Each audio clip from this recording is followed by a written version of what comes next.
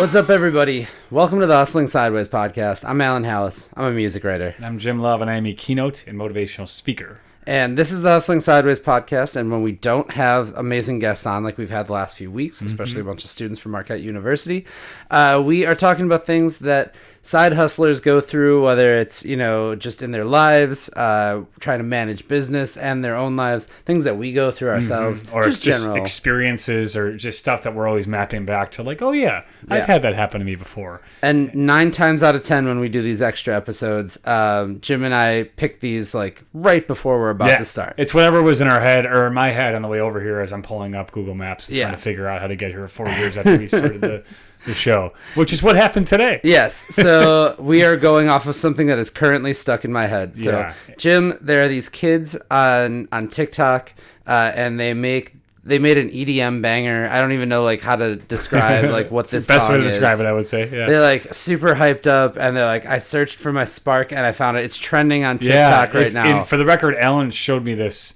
2 minutes ago. Yeah. So I didn't know about it, and then I watch it and I'm like, well, now I know about it. Now that's the thing. Those kids are fired up, and but in that theme, we are talking today about the moment that you found your spark. Yeah. The moment that you decided that, okay, this is the thing I want to do. This is the thing I love doing. And you knew for sure, like, okay, this is what I'm going to really like commit some time to this. Totally. So. And I thought of this, not to toot a horn. No, I'm kidding. But on the way over here, I was like, there's just sometimes we're just like focused on when you rest and I'm like, how about when you realize that you loved the thing that you're doing? Because we were chatting a little bit and saying that some people do, a side hustle to get money, or some people do it for a variety of reasons. But I think at the core of it, you really have to like it a lot. Yeah, like absolutely. And if you don't, you're probably not going to stick with something that's going to go beyond your 9 to 5. It's a lot of work, and you don't have to. So Alan and I both have a love and a passion for what we do, and a lot of people that we talk to are the same way. And so I'm always like, when did you realize that was the case? And I kind of consider it, call it a vocation, but it's a sense that you're supposed to do this thing, right? Yeah. And so I have 2 examples that were in my head as I was driving here.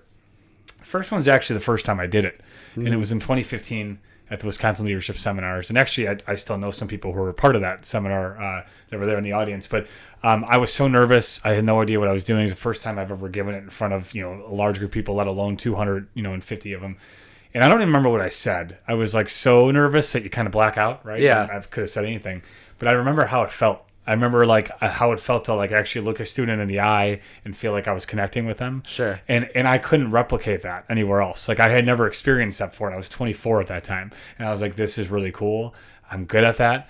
And I want to do this a lot more often. Yeah. And I was like, I loved the feeling. I was chasing that. I still am, like to this day, chasing the opportunity to connect like that. And then I would say the other time was the first time, and this is probably like 2 years later, because when you're on like a stage, it doesn't necessarily happen where people come up to you, but when you're on like a gym floor, it's just a lot like more accessible. Yeah. And I had like people lining up to like say something to me, and I like turn, and I'm like, are there like 15 people in my, Jim, there's always people lining up to say something. Let me give you a piece of my mind. Yeah. But like good things. Aired all the grievances. Yeah. In this case, thankfully, good things. But I was like, wow, if that impacted people so much, like I think I should continue following this and do it as much as I can. And that made it like, not only did I want to do it, I wanted to do it as much as I possibly could. Yeah. And whether that's like, I got to travel this time or that time or skip this, whatever it might be. And it's been fine, thus far for 10 years to have it be part of my thing. But that was in the gym at St. Thomas More, actually. Hey, my old high school. Yeah. There we go. That was back in 2017. And I still have like a blurry picture from it, but I remember being like, wow, they really want to come talk to me, and something I said struck them in a way that they wanted to say something after. Yeah. I didn't really know how that felt. Yeah. And now I don't want to say I'm used to it, but I'm used to it, where it's like it's still a good feeling. I love it, but like I'm sort of, if that doesn't happen, I'm like, oh boy, maybe I didn't do as good of a job as I wanted to, but it's great. It's great to be able to have sort of that power to make it happen, and you get to connect with people on a different level. So both of those made me really go full throttle. I'm supposed to do this, and I really want to be here. Yeah, absolutely. On my end, there's a little bit of recency bias on this one. I like it. And actually, I like that you're wearing a Will shirt. I could have worn a Lollapalooza shirt, and then it would have been perfect. Yeah. Because there's recency bias because we're recording this just days after I came back from now my 7th Lollapalooza. He's laced with drugs. And No. There's no drugs. but I am still. I might as well be like the effect of it because I am just. Still I can out of imagine it what the from being there atmosphere for 4 is. days. Yeah. So, but the moment that I totally like found my spark and was like, okay, I'm doing this. Yeah, I forgot to say that phrase. Nah, it's fine. Yeah, it's fine. okay. All right. It's all right. We'll insert the little Put it kids in right there. there. Yeah, edit it right there. The moment that I was like really like, okay, this is the thing I want to do was after my first Lollapalooza, like on the last night. I can't even tell you what band played. I'm pretty sure it was the Arcade Fire, but not 1,000%. But it was 2017, so I had traveled down to Chicago, and I always like prior to this when I was working on music, when I was working on video stuff, like whatever else I was doing before breaking and entering, my goal was always like, man, it would be so cool to like have to go down to Chicago to work for stuff. Because you had a press pass for this. Right. Yeah. So this is like the first time that I was like going down to cover something with a press pass, even though I had done Summerfest in Milwaukee. Yeah. I had done tons of concerts in Milwaukee. But it was like the first time that I was like, okay, I'm like gonna be here, right? Yeah. And Lollapalooza is so big that there's like tents at the time for like Spotify and Rolling Stone and like the big Chicago radio stations, the Chicago Tribune's down there, like hanging out, like they have their own little press area. And me. Like I don't get a tent, but like I get like, you know what I mean? You're part of that area. Like you're rubbing shoulders with that. Yeah. Exactly. You know? So like I don't know why, like the last day of festivals, I always get like a little sentimental anyway. Well, they're ending and you enjoy them. And also you're like physically beaten down to the point where you're like, oh my God, that's where part Slap of this. Happy comes in and you're really starting to reflect on it. Kind of, yeah. So I'm watching the Arcade Fire play from like the side of the state, like the side of the general area, right?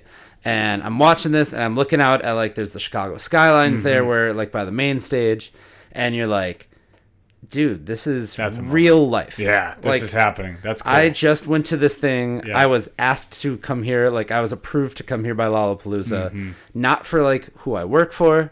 It was for me. Like, I got myself to this point. And that was, like, the thing that really lit the fire under me. That was like, okay, like, game on. Now I got to make sure that I prove to them that I can do this again. Yeah. And that they want to bring me back the year after that. Challenge accepted. Exactly. That's really cool. And after this last one, now I'm like, oh my God, I've been doing this for 7 years. And like people that I met at that first one, I still see at Lollapalooza every year and still talk to. Yeah. And then there's like the same guy and the same girl every year. And then like they've gone on to some pretty cool things. There's a kid from Chicago that is now like, this last time I saw him, he's on like the media team for Lollapalooza, but he was just like a freelancer just trying to go for it. Yeah. Just years ago. Yeah. Like somebody else that I knew is now like officially like in their second or third year of covering it. Like totally. Like the big radio people from Milwaukee that are here are like people that I know now. And like at the time I was like, oh my God, like those are real media people. And now I'm like, oh, I'm one of them. You know what I mean? You belong. You're in that group. So like that is when like I totally like found that moment is the first Lollapalooza where I was like, okay, this is your thing. Like you should go do this as much as possible because you enjoy the hell out of this. It's like the feeling and then realizing you're good at it. Yeah. But it's really powerful because that's how mine is too. Like I was like, why would I not do this as much as humanly possible? Exactly. This is where I'm supposed to be. And that's it. You probably have had moments like that too. And we want to know about them. Yes. So please tell us, because let's fire everybody up. Tell us about when you finally had that moment where you're like, all right, it's go time. Let's do this thing. So in the meantime, we are the Hustling Sideways podcast. You can download us and check us out wherever you get your podcasts. You can also find us on YouTube and Facebook and LinkedIn and Twitter and Instagram and TikTok. And I think that's all of them. That's all. So if you want to be a guest here, you can also sit in with us and just send us an email. It's hustlingsideways@gmail.com. And Jim, keep on hustling. We will see you next week. Peace.